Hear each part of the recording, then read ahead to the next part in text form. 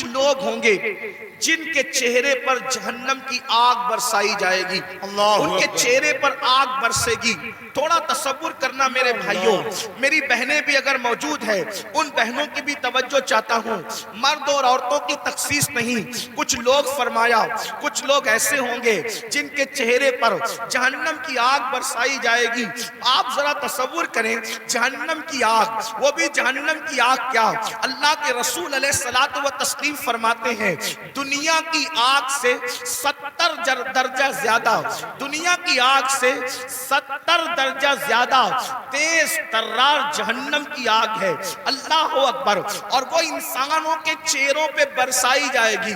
ایک مرتبہ کبھی بائک پر آپ تیز بارش میں بائک چلا کر دیکھنا، ہیلمٹ اگر آپ کے چہرے پہ نہ ہو تو آپ تیز بارش میں بائک چلا کے دیکھنا، آپ کو حیرت ہوگی میرے بھائیوں، یہ میرا خود کا تجربہ ہے کہ اگر بارش تیز ہو رہی ہو اور ہم بائک چلا رہے ہوں اور بارش کے تیز قطرے ہمارے منہ پہ پڑتے ہیں تو ہم سے برداشت نہیں ہوتا۔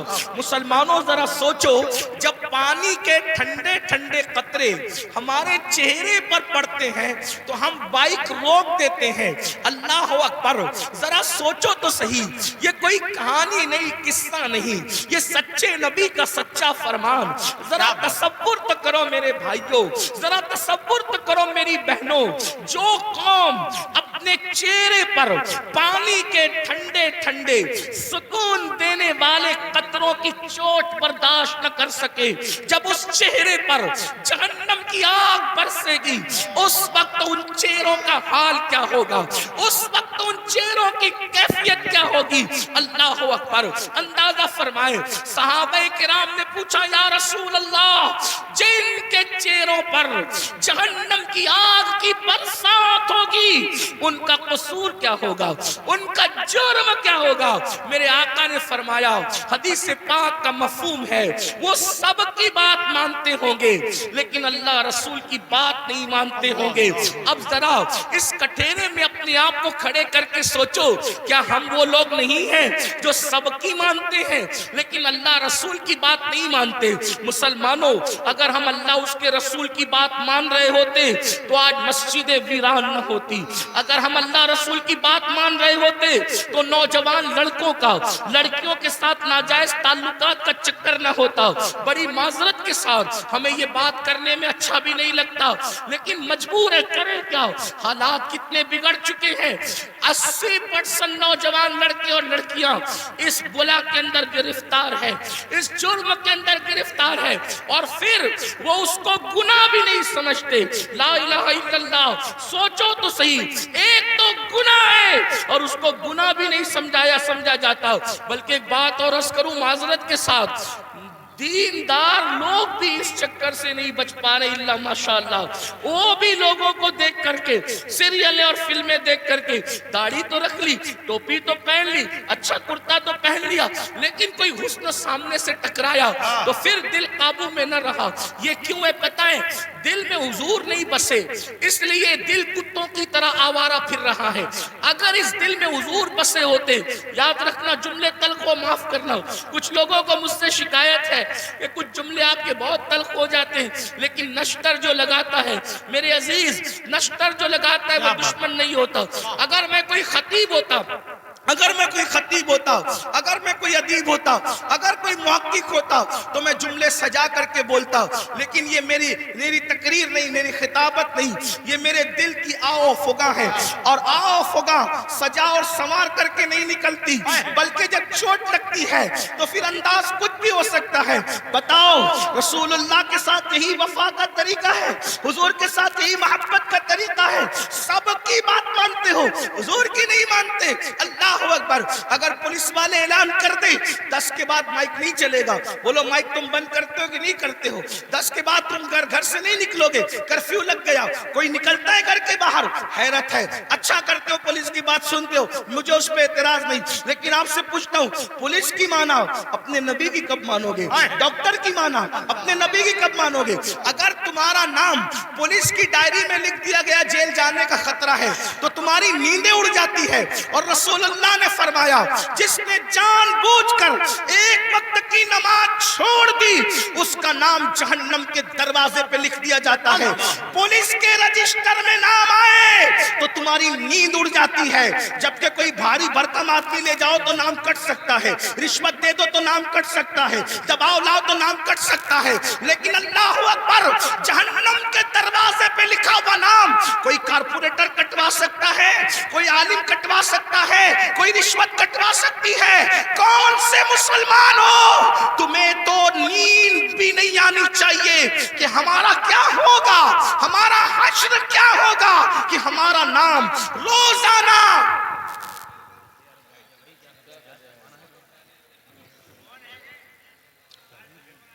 کوئی بات نہیں, کوئی بات نہیں, روزانہ ایک دن میں 5 مرتبہ, ایک دن میں 5 مرتبہ ہمارا نام جہنم کے دروازے پہ لکھا جا رہا ہے. ہمارے بیٹوں کا نام جہنم کے دروازے پہ لکھا جا رہا ہے, ہماری بیٹیوں کا نام جہنم کے دروازے پہ لکھا جا رہا ہے. نیند کیسے آتی ہے آرام کی, نیند کیسے آتی ہے؟ ہنستا ہے مسلمان. یہ مولانا لوگ کا تو کام ہی ہے. مولانا کا کیا کام ہے؟ مولانا کی ذمہ داری ہے کیا بات حضرت, حق پیش کرے, واہ, سچائی پیش کرے. اگر آج تم ہم لوگوں کی باتیں نہیں مانو گے, جب آنکھیں موت سے بند ہوگی تب تمہاری آنکھیں کھلے گی کہ تم کر کیا رہے تھے. اس وقت رو گے, اس وقت رو گے. حدیث پاک ہے, مردے پہ زندہ جو روتے ہیں اس سے زیادہ مردہ روتا ہے. اس وقت مردہ روتا ہے, ہائے مجھے دنیا نے دھوکہ دیا, مجھے دنیا کے مال نے دھوکہ دیا, مجھے دنیا کے منال نے دھوکہ دیا. مگر اس وقت کا رونا کام نہیں آتا. فرشتے اس کو طنز کرتے ہیں, ظالم, جب تجھے پکار پکار کر کہنے والے نصیحت کرتے تھے ہوش میں آ جا, سدھر جا, سنور جا, اس وقت تو نہیں سدھرتا تھا. ابھی تو گھمنڈ تھا مال پر, ابھی تو گھمنڈ تھا آل پر, ابھی تو گھمنڈ تھا لمبی کاروں پر. قرآن کہتا ہے لا تنس نصیبک من الدنیا, قرآن کہہ رہا ہے او مال و منال پر گھمنڈ اور غرور کر کے اللہ کو بھولنے والو, دنیا سے اپنے نصیب کا مت بھولو. سوائے کفن کے اس دنیا سے تم کچھ ساتھ نہیں لے کر جاؤ گے. کیا بات ہے, بے شک. کفن بھی کفن, کفن بھی جسم پر اسی وقت رہے گا اللہ راضی ہے تو, ورنہ وہ کفن بھی جہنم کی چادروں میں سے ایک چادر بن جائے گا, آگ کی چادروں میں سے ایک چادر بن جائے گا. دنیا کو دیکھتے دیکھتے تم کیوں آوارگی کر رہے ہو؟ ان کے یہاں مرنے کے بعد اٹھنے کا کوئی تصور نہیں ہے. جو قوم آوارگی کرتی ہے وہ سوچتے ہیں مرنے کے بعد ہمیں آگ میں ڈال دیا گیا, قصہ ختم ہو گیا. ہمارے یہاں قصہ ختم نہیں ہوتا, پیدائش سے قصہ شروع نہیں ہوتا, موت پہ قصہ ختم نہیں ہوتا. بلکہ ایک بات کہوں, ہمارے مذہب میں جو اللہ رسول کا وفادار بن جائے اس کے لیے دنیا جتنی خوبصورت ہے اس سے زیادہ خوبصورت اس کی قبر ہے, اور اس سے زیادہ خوبصورت میدان محشر ہے, اور اس سے زیادہ خوبصورت اس کی آخرت ہے. وجہ یہ ہے کہ دنیا میں اتنا لمبا سفر کرو تو صرف گنبد نظر آتا ہے, اور قبر میں جاؤ تو گنبد والے محمد الرسول اللہ کا جلوہ نظر آتا ہے. نعرہ تکبیر, نعرہ رسالت, نعرہ حیدری, فیضان غوث اعظم, مسلک اعلیٰ حضرت, زندہ باد, زندہ باد. اس لیے میں اپنے جوانوں سے کہتا ہوں کہ حج کو جانے سے جتنی خوشی ہوتی ہے اس سے زیادہ خوشی مر جانے میں ہونا چاہیے. کہ حج کو جانے پہ کعبہ نظر آتا ہے, مر جانے پہ کعبے کا کعبہ نظر آتا ہے. ارے زندہ باد, زندہ باد. میرے امام کہتے ہیں قبر میں لہرائیں گے تا حشر چشم نور کے, جلوہ فرما ہوگی جب طلعت رسول اللہ. کیا مقام ہے قبر کا, لیکن کس کے لیے؟ وفاداروں کے لیے, زانیوں کے لیے نہیں, سود کے دھندے کرنے والوں کے لیے نہیں، عورتوں پر پاپ کی نظر ڈالنے والوں کے لیے نہیں، نرم نرم گدوں پہ لیٹ کر کے زنا کی فلمیں دیکھنے والوں کے لیے نہیں، اپنے مال کو حرام کاموں پہ خرچ کرنے والوں کے لیے نہیں، اپنے مال سے کسی پہ ظلم کرنے والوں کے لیے نہیں، اپنے مال سے فرعون اور فرعونیت جیسے دعوے کرنے والوں کے لیے نہیں، اپنے مال کے غرور میں مسجدوں کو ویران کرنے والوں کے لیے نہیں، علماء کا مذاق اڑانے والوں کے لیے نہیں، علماء کو حقیر جاننے والوں کے لیے نہیں، دین کا مذاق اڑانے والوں کے لیے نہیں۔ جو نبی کا وفادار ہے اس کی قبر جنت کے باغوں میں سے باغ ہے، حضور آئیں گے اور قبر جگمگائیں گے۔ سوچو تو صحیح، اللہ اکبر، حضور کہاں آئیں گے نہیں آئیں گے کوئی گارنٹی نہیں ہے، لیکن وفادار کی قبر جگمگانے کے لیے ضرور تشریف لائیں گے۔ کتنی خوبصورت ہے مومن کی موت۔ میرے امام کہتے ہیں جان تو جاتے ہی جائے گی قیامت، یہ ہے اب یہاں مرنے پہ ٹھہرا ہے نظارہ تیرا۔ تو عرض یہ کر رہا تھا ان کے چہروں پر آگ کی برسات ہوگی جو سب کی سنتے تھے، اللہ رسول کی نہیں سنتے تھے۔ بتاؤ مسجد آباد کرنے کا حکم کس کا ہے؟ اللہ اس کے رسول کا حکم ہے۔ سود سے حرام سے بچنے کا حکم کس کا ہے؟ اللہ رسول کا ہے۔ آج سود کتنی تیزی سے بڑھ رہا ہے، بیاج کتنی تیزی سے مسلمانوں میں بڑھ رہا ہے۔ بڑی معذرت کے ساتھ اتنا لے لو اتنا بھرتے رہو، اتنا لے لو اتنا ہفتے دیتے رہو۔ مسلمانوں یاد رکھنا مال ہی سب کچھ ہے، دولت ہی سب کچھ ہے۔ سوچو تو صحیح، حلال کمانے والے دنیا سے گئے، ساتھ میں کیا لے کر گئے؟ عبد الرحمن ابن عوف، سیدنا عبد الرحمن ابن عوف صحابی رسول ہے، اور کوئی معمولی صحابی نہیں، عشرہ مبشرہ میں سے ہے، اور وہ صحابی ہے جن کے پیچھے کھڑے ہو کر رسول اللہ نے نماز ادا فرمائی۔ چند خوش نصیب اصحاب وہ ہیں، چند خوش نصیب اصحاب وہ ہیں جن کو یہ شرف حاصل ہے کہ وہ نماز پڑھا رہے تھے تو ان کی امامت کی تائید میں حضور ان کے پیچھے کھڑے ہو گئے ہیں۔ وہ ان میں سے ایک عبد الرحمن ابن عوف ہے۔ سوچو تو صحیح، غور تو کریں، ایسے صحابی بہت مالدار، ان کے گھر کا سونا پھاوڑے سے کھود کر تقسیم کیا گیا، اتنے مالدار تھے عبد الرحمن ابن عوف۔ حلال کمایا نا، عبد الرحمن ابن عوف کیا لے گئے؟ حلال کما کر بھی کیا لے گئے؟ سوچو، اتنے بڑے صحابی حلال کما کے کیا لے گئے؟ لے گئے کوئی دنیا کا مال؟ تو جو حلال کمائے وہ ساتھ نہیں لے جاتا، تو جو تم حرام کما رہے ہو کیا ساتھ لے جاؤ گے؟ اور سوچتے ہو کہ حرام سے اپنے بچوں کو جو پال رہے ہو، یہ حرام کھانے والے تمہارے بچے جن کا گوشت حرام سے بن رہا ہے، خون حرام سے بن رہا ہے، یہ تمہارے وفادار رہیں گے؟ بتاؤ، اولاد غدار کیوں ہوتی ہے؟ آج بڑی سے بڑی اسکول میں پڑھا رہے ہو پھر بھی اولاد غدار ہے، بڑے بڑے شہروں میں بڑے بڑے کالجز میں بیٹھتے ہو پھر بھی اولاد غدار ہے۔ کیوں؟ اس لیے کہ تعلیم تو اچھی ہے، لیکن جو حرام کا خون اور حرام کا گوشت ہے وہ وفادار بننے نہیں دیتا کسی کو۔ پہلے اتنی بڑی بڑی اسکولیں نہیں تھی، اتنے بڑے بڑے کالجز نہیں تھے، لیکن اولاد ماں باپ کی وفادار ہوتی تھی، ملک و ملت کی وفادار ہوتی تھی۔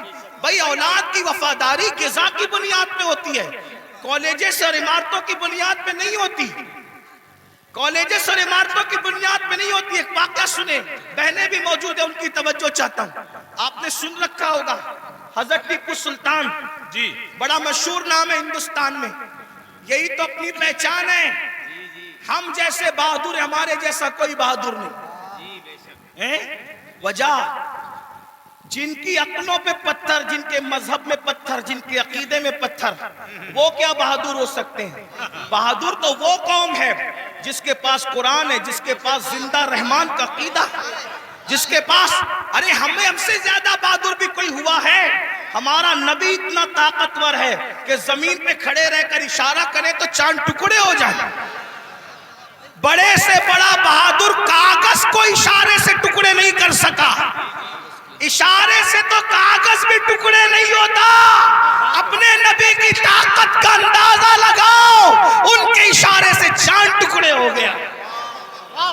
طاقت ہمارے یہاں ہے، قوت ہمارے یہاں ہے، اور پھر ہمارے یہاں صدیق اکبر جیسا بہادر، فاروق اعظم جیسا بہادر، عثمان غنی جیسا بہادر، علی مرتضی فاتح خیبر جیسا بہادر کہ کبھی زنجیر ہلتی ہے کبھی در کانپ جاتا ہے، علی کا نام سن کر اب بھی خیبر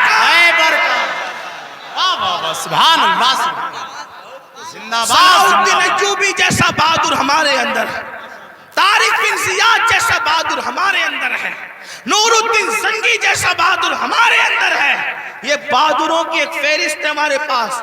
تو ٹیپو سلطان بھی بڑا بہادر، جب تک سلطان زندہ تھے انگریزوں کی ہمت نہیں ہوئی کہ کہہ سکے کہ بھارت ہندوستان ہمارا ہے۔ جب سلطان کی شہادت ہوئی تب ان کو ہمت ہوئی کہ آج سے ہندوستان ہمارا ہے۔ آپ کیا سمجھتے ہیں؟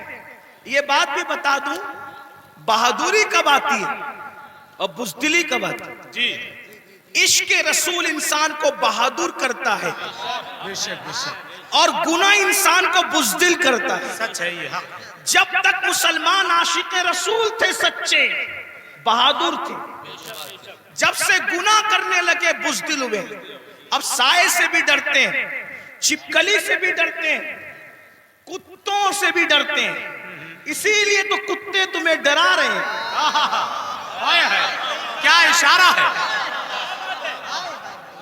جب تک تم کتوں سے نہیں ڈرتے تھے بہادر تھے، کتوں میں ہمت نہیں تھی تمہیں ڈرانے کی۔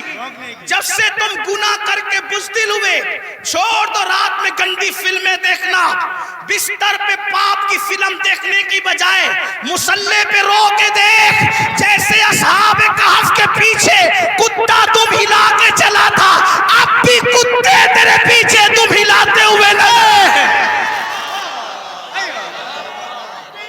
نعرہ تکبیر، نعرہ رسالت، نعرہ حیدری، مسلک اعلی حضرت۔ مراد آباد والوں، ہندوستان میں رہنے والے کتے بہادر نہیں ہوئے، تم بزدل ہو گئے۔ بزدلی سے نکلو، کتا پھر کتا ہے۔ میں کسی کو نہیں کہہ رہا ہوں، میں تو کتوں پہ بات کر رہا ہوں۔ امید ہے کہ مراد آباد کے کتے اگر پاس میں بیٹھ کے سن رہے ہیں تو ان کو برا نہیں لگنا چاہیے۔ رامپور کے کتے اگر یہاں کہیں سن، ان کو برا نہیں لگنا چاہیے۔ جب وہ چند جوان، توجہ کریں، کتے تم پیچھے کیسے ہلاتے ہیں، چند جوان، پاکیزہ جوان، متقی جوان، پرہیزگار جوان جب اپنا ایمان بچانے کے لیے دقیانوس کے خوف سے گھر سے نکلے تو وہ چپکے سے رات کو نکلے تو پیچھے کتا بھی ہو گیا۔ ان جوانوں کو خوف ہوا، کتوں کا کام بھونکنا ہے، اگر اس نے بھونک دیا بھونکے گا یہ، پکڑائے گا ہمیں۔ اس جوان نے پتھر اٹھایا، کتے کی طرف مارا، کتے نے پیچھے کے پیر پہ کھڑے ہو کے آگے کے پیروں کو ہاتھ کی شکل دی اور اللہ سے کہا مجھے زبان دے تاکہ تیرے وفاداروں سے میں بات کر سکوں۔ اور پھر کتے کو اللہ نے زبان دی تو کتا بول پڑا، او اللہ والے تجھے خوف ہے کہ میں بھونکوں گا، ہم کتے ہیں مگر پتا ہے کس پر بھونکنا چاہیے کس پر نہیں۔ نعرہ تکبیر، نعرہ رسالت، نعرہ حیدری، فیضان غوث اعظم، مسلک اعلی حضرت۔ اور یہ بات میں کسی کو طنز نہیں کر رہا ہوں، ہمارے قرآن میں لکھا ہے۔ اور پھر وہ کتا وفادار بن کے دھوم ہلا کے پیچھے پیچھے چلا، لیکن کتا تھا، کتوں کی برادری کا تھا، مگر مسلمان کا وفادار کیا ہوا، خدا نے اس کے لیے بھی جنت کا اعلان کر پتا چلا تو کتنا قیمتی ہے مسلمان۔ تو اللہ کا وفادار بن، کتے تیرے وفادار، یعنی اگر تو گناہ چھوڑ دے کتے تجھ پہ بھونکیں گے بھی نہیں۔ کتے نہیں بھونکیں گے تجھ پہ اگر تو سارا مسئلہ گناہ کا ہے۔ ہنسنے کی بات نہیں، گناہ چھوڑو پھر دیکھو زمین تمہاری فرما بردار ہوگی۔ بات دور نکل گئی، عرض کر رہا تھا ایک ایسا وفادار اسے فخر ہے ملک کو ملت کو، اس کو دنیا ٹیپو فتح علی کہتی ہے، جسے ہم ٹیپو سلطان کہتے ہیں۔ بڑا بہادر تھا، جب تک کہ وہ رہا ہمت نہ تھی بزدلوں کی کہہ سکیں کہ ہمارا ہے ہندوستان۔ اسے شہید کر دیا گیا، اس کے بعد کہا ہمارا ہے ہندوستان۔ تو ایک بات جو کہنے چلا تھا یہ کہ حلال سے وفا پیدا ہوتی ہے، ماں باپ کی، حرام سے نہیں۔ میں نے سن لے، اللہ اکبر، انگریزوں نے ٹیپو فتح علی سلطان سے کہا ڈیل کرنی ہے، کسی معتمد کو بھیجو، بات کریں گے۔ سلطان کو لگا میرے بھائی سے بڑھ کر میرا معتمد کون ہو سکتا ہے۔ سلطان نے اپنے چھوٹے بھائی کو بھیجا، جاؤ انگریزوں سے بات کر کے آؤ، انگریزوں سے گفتگو کر کے آؤ، معاملات طے کر کے آؤ۔ بہنوں کی خاص توجہ، اللہ اکبر۔ چھوٹا بھائی گیا، جانے کے بعد دیر ہو گئی تو قریبی ندیموں نے، قریبی دوستوں نے سلطان کے کان میں کچھ بات کہی۔ سلطان کھڑے ہوئے، غصے میں آئے، حالت غصے میں ٹہلنے لگے، اور دیر ہوئی، ٹہلتے ٹہلتے ماں کے کمرے میں جا گھسے۔ ماں نے کہا میرے لال کوئی پریشانی ہے؟ ماں سے کہا ماں تمہارے بیٹے نے میری ناک کو خاک میں ملا دیا، ماں تمہارے بیٹے نے میری ناک کو خاک میں ملا دیا۔ میرے دوست کہتے ہیں معتمد سمجھ کر بھائی کو ڈیل کے لیے بھیجا تھا، بات کرنے کے لیے بھیجا تھا، لیکن وہ انگریزوں سے ہاتھ ملا گیا۔ ماں بیٹھی تھی، کھڑی ہو گئی۔ ماں ہوتی ہے، ماں ہوتی ہے۔ میں قوم کی ان بیٹیوں سے کہنا چاہتا ہوں اللہ اکبر، عورتیں لال قلعہ نہیں بنا سکتی، لیکن لال قلعہ بنانے والا سپوت کسی عورت کا ہی پروردہ ہوا کرتا ہے۔ عورتیں فاتح بدر و حنین نہیں ہو سکتی، لیکن فاتح بدر و حنین کسی عورت ہی کا تیار کردہ ہوتا ہے۔ اللہ اکبر، عورت فاتح خیبر نہیں ہوتی، لیکن فاتح خیبر کو جنم دینے والی کوئی عورت ہی ہوا کرتی ہے۔ تو عورت نے بڑے بڑے انقلابیوں کو پیدا کیا۔ اگر عورت سچی ہے، دیندار ہے، عاشق رسول ہے، اللہ رسول کی وفادار ہے، اللہ اکبر، ماں ہوتی ہے۔ سلطان ٹیپو فتح علی کے جملے نشتر کی طرح ماں کے دل میں چپ گئے۔ ماں اٹھ کے کھڑی ہوئی، کہا سلطان تیرے منہ میں زبان روک اور گستاخی کی جرات نہ کرنا۔ تو نے کہہ کیسے دیا کہ میرا بیٹا ملک و ملت کا غدار ہے؟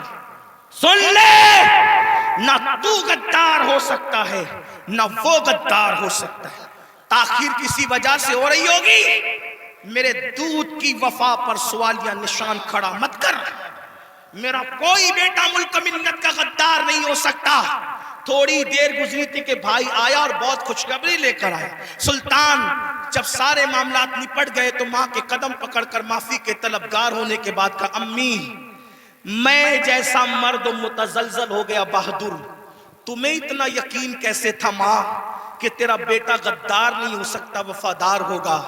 تب ماں نے کہا تھا بیٹا مجھے اپنے آپ پر نہیں رسول اللہ کی نسبت پر یقین ہے۔ جب میں نے تجھے اور تیرے بھائی کو دودھ پلایا تو کبھی بغیر وضو دودھ نہیں پلایا، ہمیشہ میں نے باوضو مدینے کے تاجدار پر درود پڑھتے ہوئے دودھ پلایا ہے۔ یہ وضو اور درود کی برکت ہے کہ میری کوئی اولاد ملک و ملت کی کبھی غدار نہیں ہو سکتی۔ سود کا پیسہ کما کر بچوں کو حرام کھلا کر چاہتے ہو تمہارا بیٹا فتح علی بنے؟ یاد رکھنا یہ بہنیں ہیں، سیریل دیکھتے ہوئے بچے کو دودھ پلائے گی، زنا کے مناظر دیکھتے ہوئے دودھ پلائے گی، گندے گانے سنتے ہوئے دودھ پلائے گی۔ ان کی گود میں صلاح الدین جو بھی پیدا ہوگا ہرگز نہیں۔ ڈاکو، لٹیرے، بے غیرت، بے حیا، جتنی گندگی کے ٹائٹل ہے